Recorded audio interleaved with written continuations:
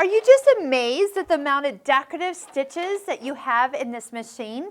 You know, decorative stitches don't always get as much glory as I think they should, but I think it's because people haven't taken the time to stitch them out and really see what they look like on fabric and in some brighter thread, maybe even some variegated thread, as they are going to come to life.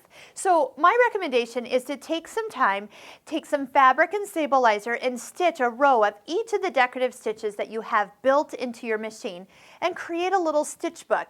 And then that way you have a better understanding what you actually have in this machine. And sometimes the picture, you know, we can see that that's the picture, but wow, doesn't that look so much better?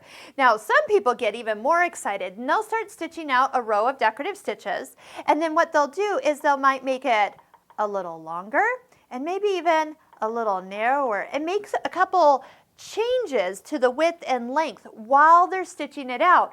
And so they have not just one variation, but they have 2 or even 3 variations on their fabric.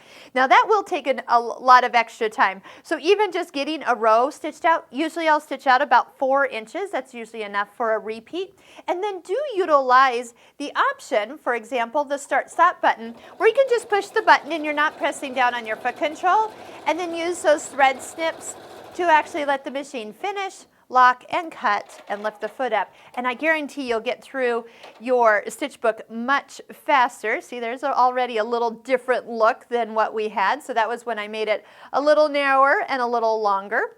And voila, another stitch. And remember, if this is not enough stitches or you're eyeing your friend's other brand of sewing machine and they have a stitch, remember you do have this stitch creator where you can design your own stitches or take something that already exists and make it your own. So check out the video on the stitch creator for learning how to create your own stitches and never have limits with this machine. But definitely notice that decorative stitches can be useful if you know how they're going to stitch and what they look like, and then you'll know that you have them so you can use them and incorporate them into your next project.